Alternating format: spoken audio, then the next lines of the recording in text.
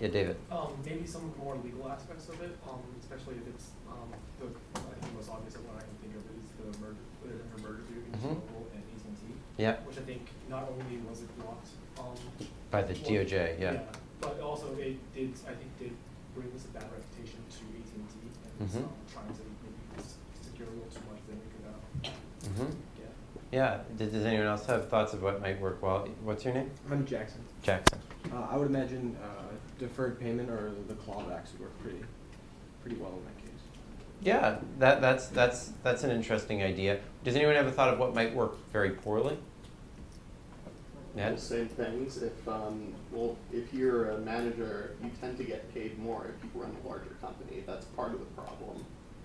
So if you're, no matter what, if you're compensating them more for, even if you have, if you have a really large company, it might have greater total profits, even though the that's true. control of the shareholders is diluted. Yeah. So it might not be in the interest of the shareholders, but it might easily be in the interests of the managers. Yeah, I mean, one interesting thing is that some of the sort of softer incentives, which we talked about, which might actually work better in ways that we'll talk about for some things than the harder incentives do, could work really badly here. So for example, all this stuff about like reputation and career building, that's exactly what creates this problem. Or publicity about what's going on within the company. Actually, that will even make him more desirous to like do really ambitious and impressive things that aren't necessarily in the company's interest. So another problem is what's called overstaying your welcome. So, and this is, I think, on your problem set, actually. So managers like control, and they like having jobs, even when it would be in the interest of their company for them to turn over the reins to someone who's more competent. And therefore, they may try to make themselves invaluable by like making it really obscure what's going on within the company, so it's really hard to fire the guy because nobody else knows how to take over the role that he was serving. And I won't go through which incentives work best and worst for that, because that's in your problem set. Another problem was what's called multitasking, which is that it may be easier to monitor some things that the company does rather than others. So for example, it may be easy to monitor how many sales you've made, but harder to monitor like the reputation the company has for customer service. And employees need to balance need to try to balance these different things. And the problem with giving strong material incentives may be that it leads people to attend to the things that can easily be measured and not to the things that can't be as easily measured. So a simple way to think about that is that imagine that, there's a Pareto frontier of like what the firms can produce in terms of reputation, or what a worker could produce in terms of reputation versus sales. And the worker might be like lazy, so he's somewhere in here.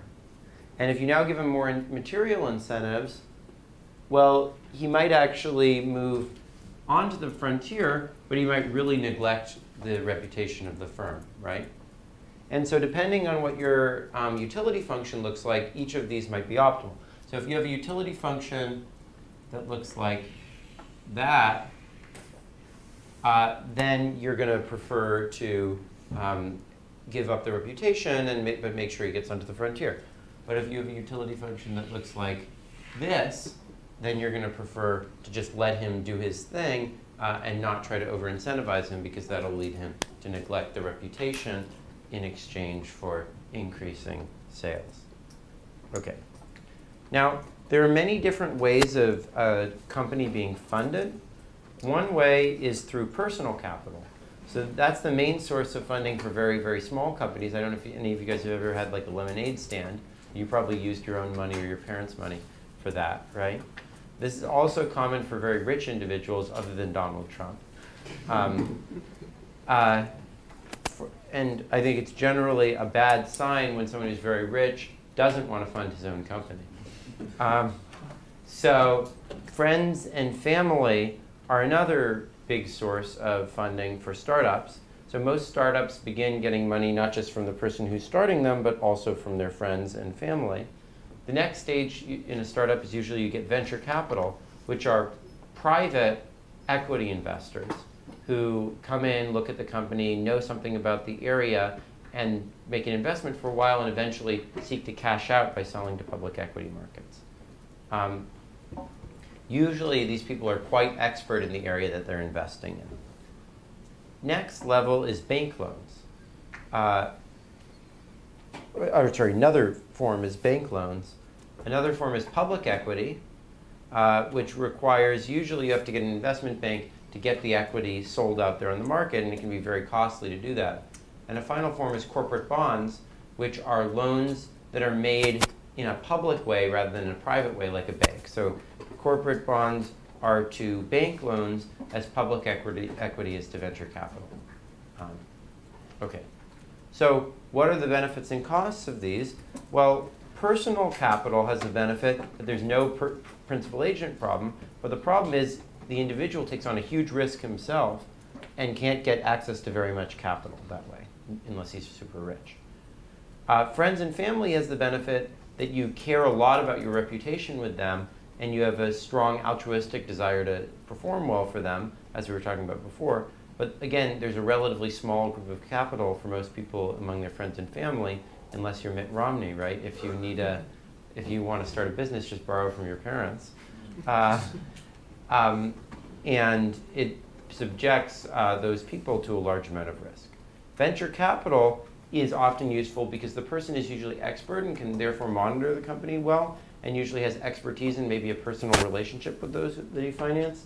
But again, the risk is concentrated in a relatively small number of people, maybe with a little bit deeper pockets.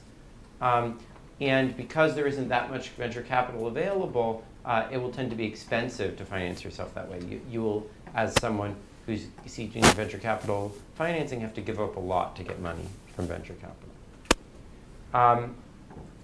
On one of the previous problem sets, we talked a lot about debt versus equity, and on this problem set, you'll think a little bit about that as well.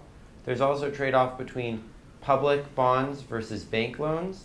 So if you get public bonds, if you get bank loans, the benefit is the bank can usually monitor the company better, put more restrictions on it that are tailored at the company.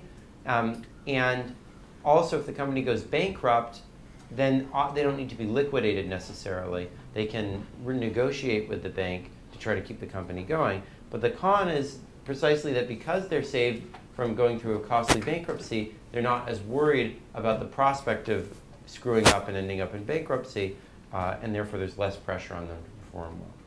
Okay.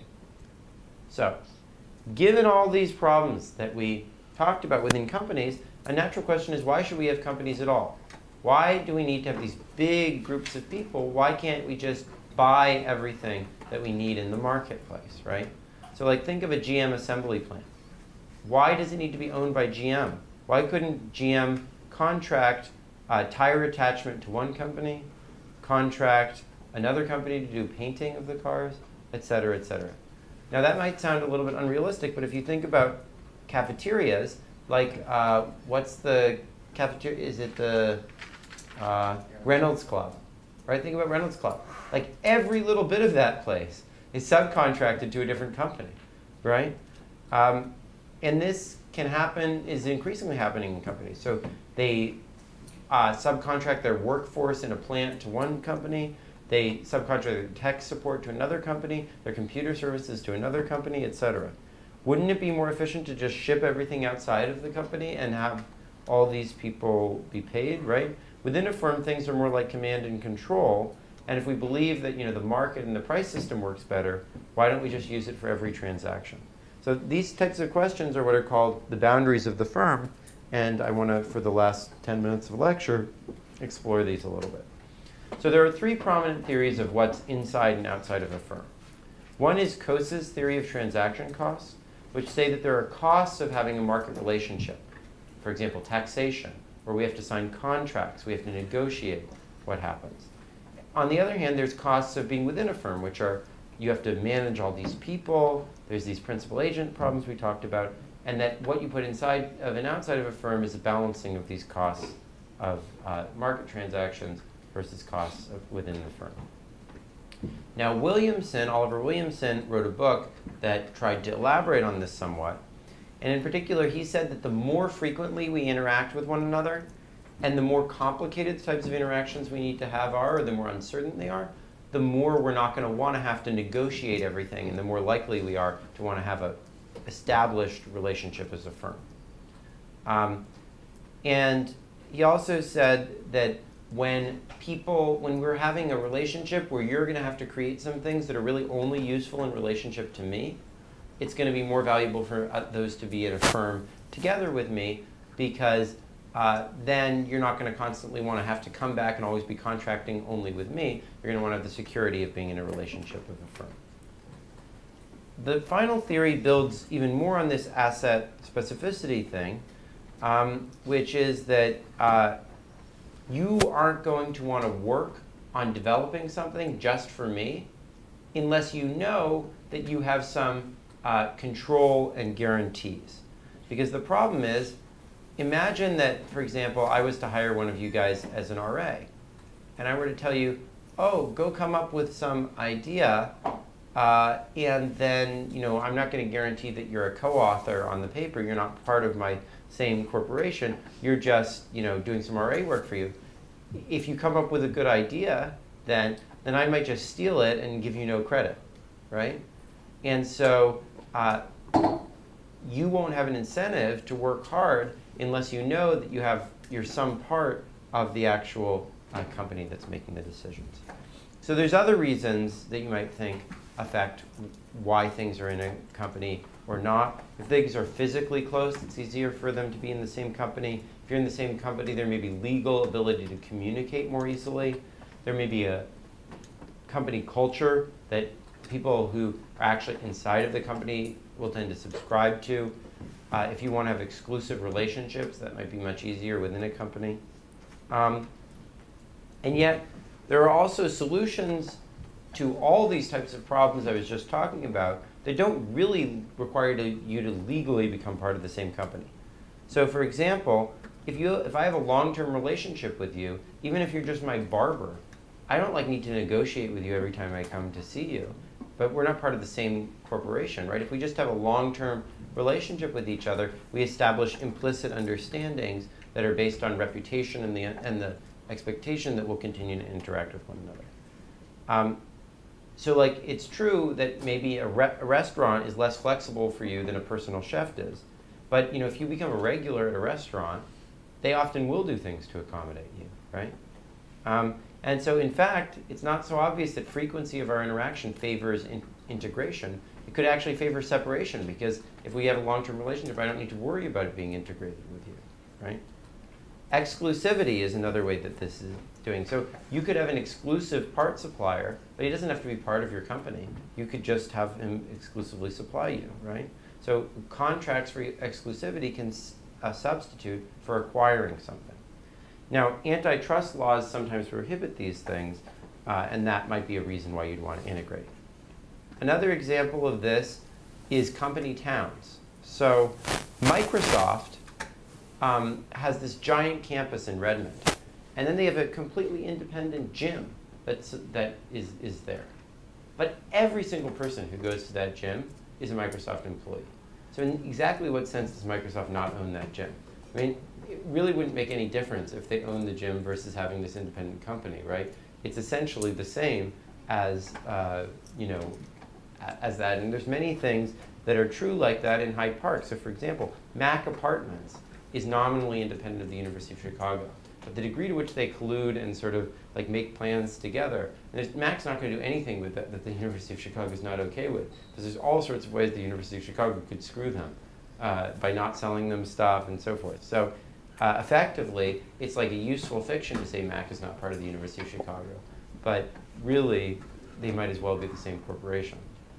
Okay, so I think this leads us to ask whether the distinction between what's inside a firm and what's outside of the firm really matters. I think that usually we mention a bunch of factors, and to the extent that a lot of those factors are on one side, it's probably more likely that you form a company. And if a lot of factors are on the other side, it's more likely that you don't form a company.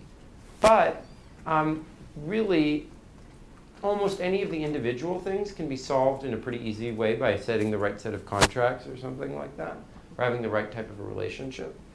And so what's inside the firm is really driven by many different things. And what we really care about is these factors of physical proximity or who owns what and so forth. And that is really the more important thing from our perspective, not whether things are legally inside the corporation or outside the corporation, right?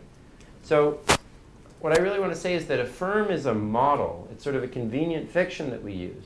And when we talk about a firm, we don't literally necessarily mean one legal firm. In fact, Microsoft plus that gym might be the right thing to call the firm in some of the cases that we talk about. We really care about what the real economic relationships are and not what they're called. And so we could, in some cases, legally have many, many firms, but we could call them a firm if it's a reasonable idea to think that they're maximizing the joint profits of that whole entity. What?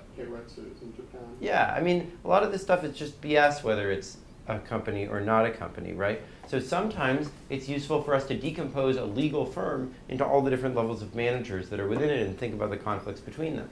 And sometimes it's useful for us to take a cluster of firms that are doing a pretty good job maximizing their joint profit and call them all one firm, right?